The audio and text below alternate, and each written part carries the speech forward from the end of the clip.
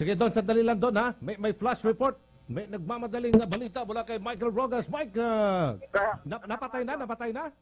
Ay, kasama nga Joe, meron ng natanggap na report dito sa ground na galing mismo sa tanggapan ng PNP na itong suspect kasama Joe ay namatay na. No, napatay na ito ng Philippine National Police sa room 501. Room 501, ito yung nakuha natin informasyon nang ito ay makita ng hanay na Philippine National Police at ay agad itong pinaputukan. Wala pa masyadong detalye kasama Aljo dito nga naturang report na ito pero kinukumpirma na dito sa ground na pamulaan ng PNP na napatay na nga itong naturang suspect na ito kasama Aljo. So confirmed Caucasian looking banyaga? Foreigner? Yan yung binabanggit niya dito sa ground. Wala pa masyadong detalye pero binabanggit pa lamang sa mga oras na ito. Ang naturang suspect ay napatay na ng mga tropa ng Philippine National Police kasamang Aljo. Nasukol sa room 501, fifth floor yan. Room 501, yung ibinigay na informasyon. Dito naman sa ground ng hanay ng PNP. At ito naman ay kinumpirma na ni PNP Chief General Bato de la Rosa na napatay na nga yung naturang suspect sa room 501 nitong Resort World Manila. Pagka sinabi natin 501, ito ay nasa 5th floor kasama ang Aljo. Okay. Sige. Okay. Babalik sabay kasama ang Aljo. Good night sa karagdagan ni Talipa nitong development story na ito. Matapos nga ang atensyon dito naman sa Resort World Manila. Para sa Radio Vision, Michael Rogas, Media na Bayan. Report mula tayo, update dyan po sa Resorts World sa lungsod ng Pasay. Don Giraldo sa linya natin telepono. Don, kamusta na ang sitwasyon dyan sa Resort World? Sa ngayon, John, makikita natin na patuloy na lumalabas ang maitim na usok galing doon sa second floor ng Resorts World Hotel. Ito yung nangyaring pagsunog ng suspect sa ilang mesa o table games doon sa loob ng hotel. Ang iba namang mga miyembro ng pulis ay iniisa-isa ang kwarto para hanapin yung suspect na hanggang sa ngayon ay hindi pa may kapagbigay ang ating mga pulis kung nasaan talaga yung sinasabing suspect na isang Caucasian. Kaya sa ngayon, pinapalayo pa rin yung mga media, naka-standby pa rin yung ilang mga kagagawad ng ating mga pamatay sunog, mga miyembro ng pulisya dito sa palibot ng Resort World.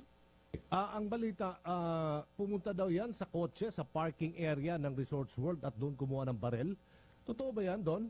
Gano'n Yun nangyari? yung account ng ilang mga nakakita nung pagsisimula.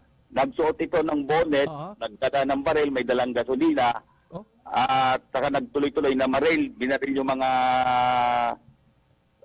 LED TV. Yan, monitor. TV screen dyan sa loob ng casino. Okay.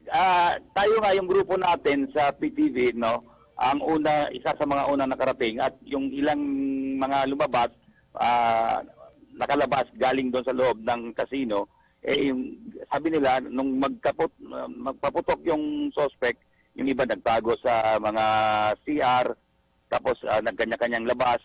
Hindi naman daw ito namaril ng mga tao sa loob. Walang intensyon pumatay, kundi manggulo lang talaga. Kasi ang pinagbabarel, yung mga TV screens, yung mga monitors. Tapos,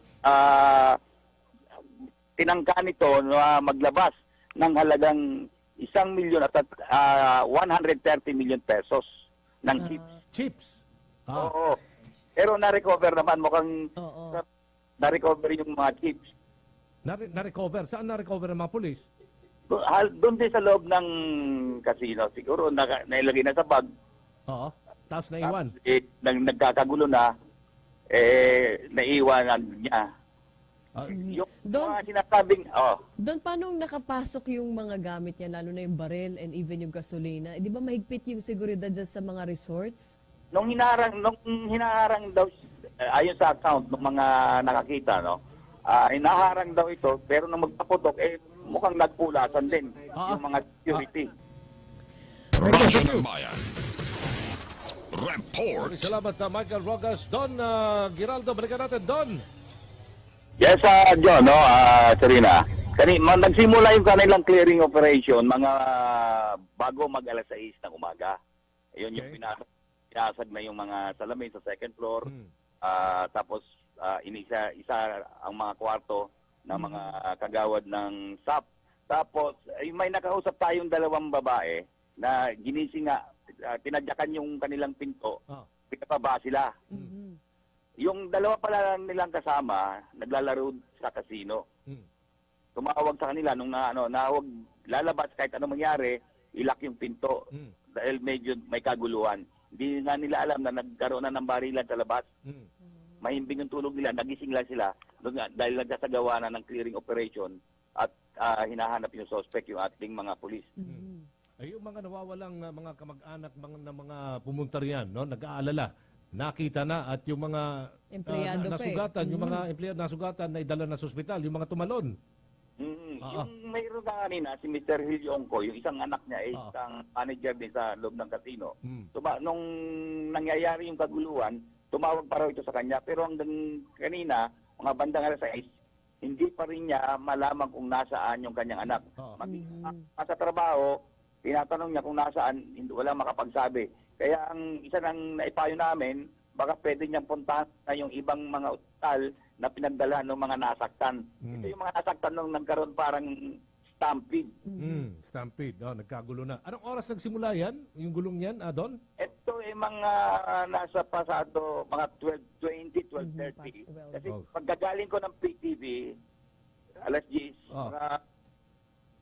nasa taxi ako mga 12:40, narinig ko na yung balita nangyayari. Kaya tumakbo na rin kami diretso rito. Don, maliban sa Resorts World, nadamay din ba yung katabi niyang hotel doon sa pagkasunog? Wala naman. Hindi naman. Ang ibig sabihin, yung nasunog lang yung ilang mesa siguro doon sa loob ng casino. At yun yung uso. Kasi hindi naman nagising yung mga guest na iba na natulog. Okay. Ano ba sinunog niya nung suspect? Table. Yung gaya ng nakausap namin ngayon, parang itinagilid niya yung table, binuhusan ng gas. Gasolina. Sinindihan na. Kamusta naman ang sitwasyon dyan? Yung traffic, may nakita tayong mga armored personal carrier ng Marines ba ito o ng PNP? Andyan pa rin? Andito pa rin yung iba. Yung isa standby, mga kagawad, yung mga bombero, yung mga mobile ng pulisya, ilang tauhan ng SAP, yung Salis Street, yung buwabaybay sa tapat ng Resort World, ay halos hindi dinadaan ng bangay yan. Nakasara sa traffic. Yung dito sa labas, yung pagitan ng airport, ng Terminal 3, at itong Resort World, ito yung kasalukuyang masikip ang daloy ng trapiko. Okay, sige. Thank you so much, Don Giraldo, mula dyan sa Resorts World Hotel sa Pasay. Thank you. Maraming salamat, Ranjo. Samantala, Malacanang muna tayo with Alvin Baltasar. Alvin, good morning. Good morning, Aljo. Nanawagan ng palasyo sa publiko na maging kalmado at huwag basta-basta maniniwala sa mga ulat na ang nasa likod ng pangyayari sa Resorts World ay ISIS. Sabi ni Presidential Spokesperson Undersecretary Ernesto Amelia, wala pa namang kumpirmasyon kung sino yung nasa likod ng pangyayari, kaya panawagan ng palasyo, huwag munang maniwala sa mga anyay unconfirmed reports. Under investigation anya ito sa ngayon, kaya huwag anyang magpapakalat ng hindi kumpirmadong mga balita. Samantala, Aljo, pagpasok natin dito sa entrada ng Malacanang compound ay halatang-halata na talagang naghigpit ng seguridad dito sa pagpasok sa palasyo. Isang gate lamang yung nakabukas. Doon lumalabas at pumapasok yung mga sasakyan. Pero bago makapasok yung mga sasakyan, ito ay dumadaan muna sa mahigpit na inspeksyon, pagtatanong, pag wala kang naipakitang identification card na ikaw ay mayroon transaksyon sa Palasyo ng Malacanang, bumabelta yung ilang mga sasakyang ating nakita. Meron na ring nakapwesto, Aljo at Sarina, na dalawang APC doon sa bukana o entrada ng Malacanang compound bilang bahagi pa rin ng security measures na ipinatutupad upang maprotektan at bahagi yon ng kanilang security measures dito sa Palasyo ng Malacanang. Balik sa iyo, Aljo at Thank you. Zarina. Sige, maraming salamat si Alvin Baltasar po yan mula sa Palasyo ng Malacanang. Tita! Vin Hamon, good morning! Partner Zarina. Good morning, attorney. Good morning din sa mga nanonood at nakikinig po sa amin ngayong umaga. So, niro-rule out po ng PNP na may kinalaman ng ISIS riyan. Mukhang natalo lang sa sugal, partner. Oo nga, oo At nga. nagwala. Oo. Yung mga naglalabas na kung ano ng mga statements o kaya mga pahayag tungkol sa ISIS, huwag nyo agad paniwalaan. Dapat lang. Huwag na kayo makadagdag sa problema natin. Kasi may problema pa tayo sa Marawi. That's right. Ito'y nasukol na, napatay na, partner. Oo. Napatay na dyan sa room 501, 5th floor ng Resorts World. Oo. Okay, isa lang. Tapos isa na lang. yan. Oo, dapat tapos na yan. Yung TV monitors lang, mga TV screens. At yung nagtangkapang pumuslit at kumuha, magnakaw ng mga chips. Grabe. Natalo siguro yun, kaya ganon.